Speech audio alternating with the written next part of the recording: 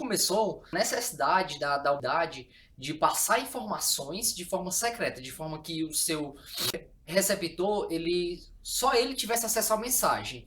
E aí desenvolveu-se uma ciência chamada criptologia. Bom, e ela foi se desenvolvendo ao longo do tempo, e uma de suas ramificações foi a criptografia. E o que consistia a criptografia? Ela consiste no embaralhamento de bits, de forma que o que fosse compartilhado entre emissor e receptor fosse o algoritmo e a chave. E assim, tem várias limitações com essa ramificação, porque os computadores quânticos, que são computadores que eles têm enorme capacidade de processamento. E aí surgiu então a criptografia quântica, com o avanço da mecânica quântica e a ajuda de alguns princípios da mecânica quântica. Agora vamos falar sobre a criptografia clássica. A criptografia clássica ela pode ser dividida em duas categorias. A primeira, que possui chave simétrica, onde a chave é a mesma para o emissor e para o receptor.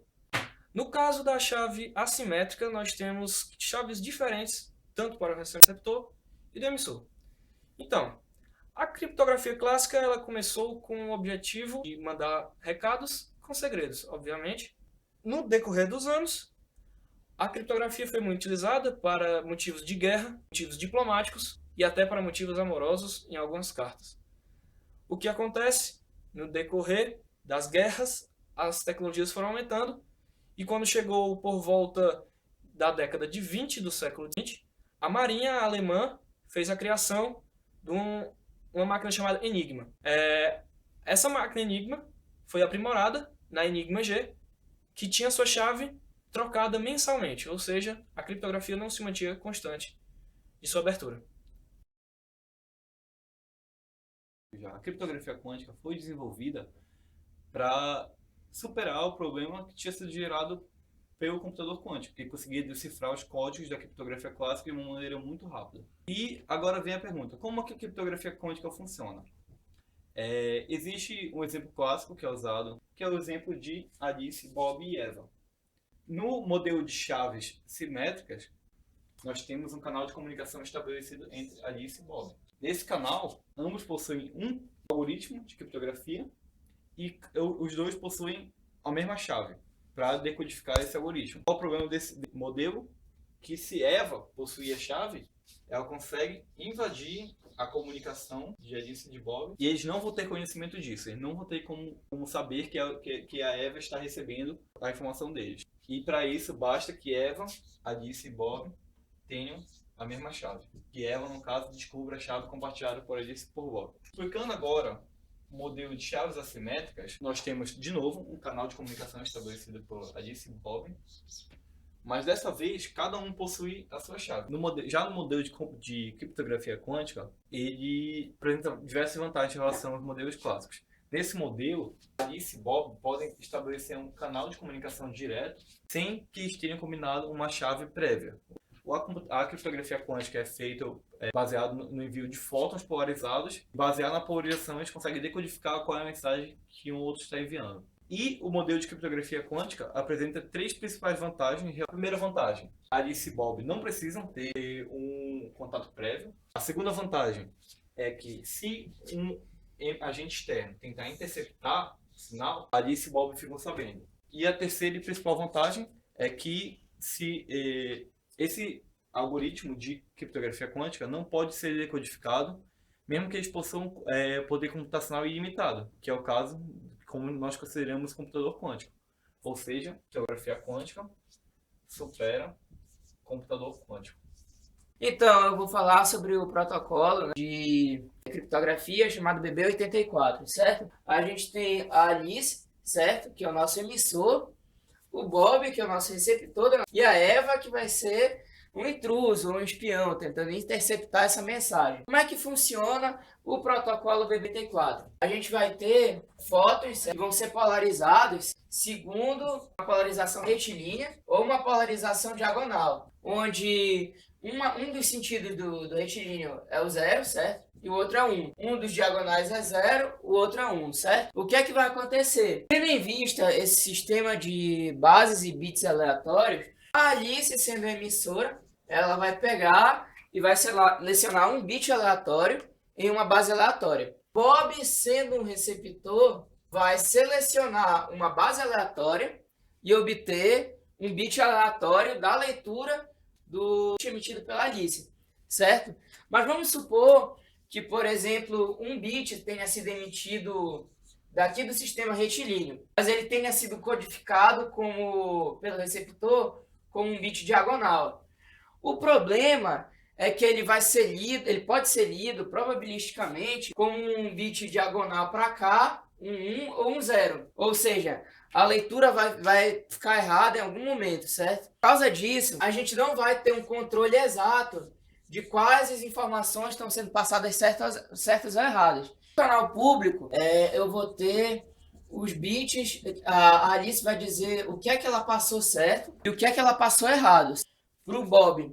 E aí, assim, o Bob vai poder ter a informação de quais bits são da informação original. E no caso, se a Eva tentar interceptar, ela vai acabar alterando os estados quânticos de medida. E isso vai acabar alterando permanentemente a informação que o Bob recebeu. Ou seja, vão haver mais erros do que deveriam. E se a informação estiver muito errada, ela vai ser descartada por aquele canal quântico, porque ele não vai ser adequado para medir a informação que está.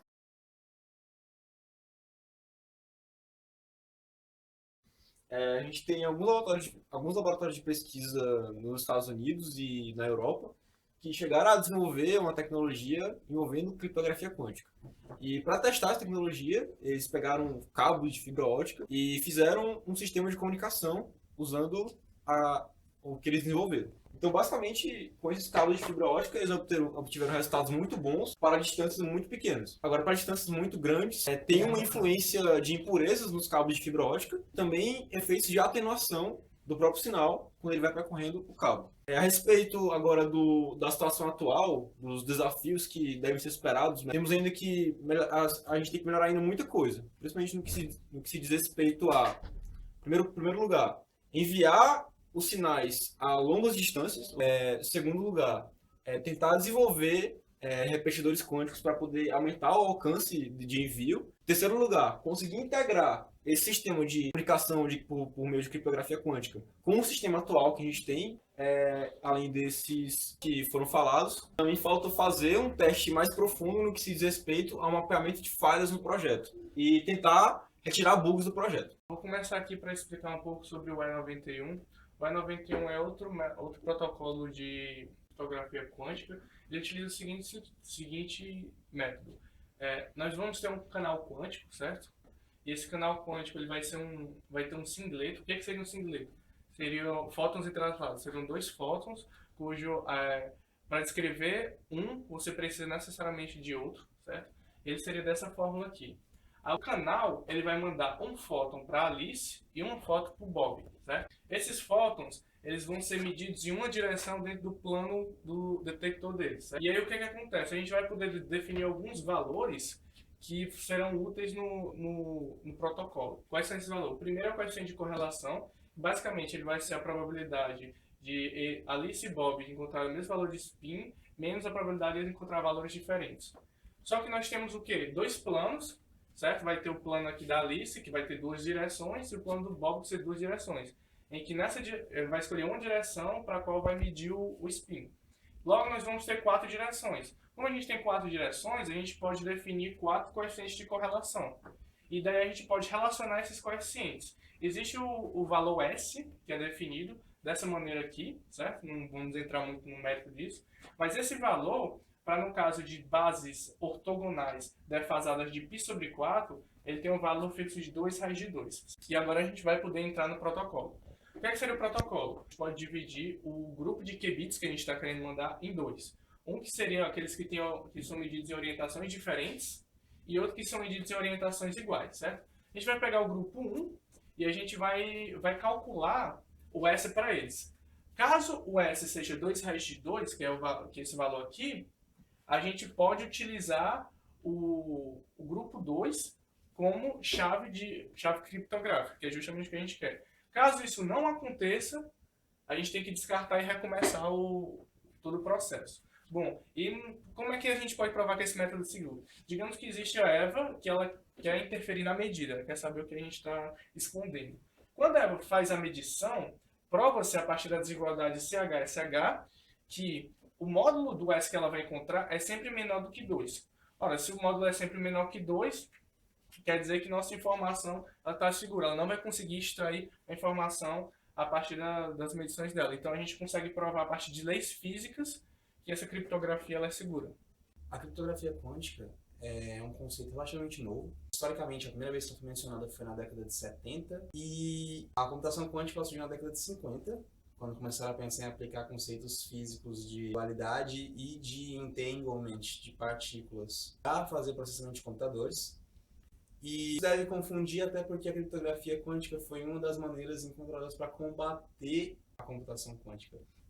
E então aconteceu que a criptografia, um método de combater, foi um jeito de juntar a ideia de você passar uma chave por um meio privado e de pegar a informação da chave pelo meio público. Como foi mostrado, a criptografia quântica é um dos jeitos atuais de se permitir com praticamente 100% de segurança a informação.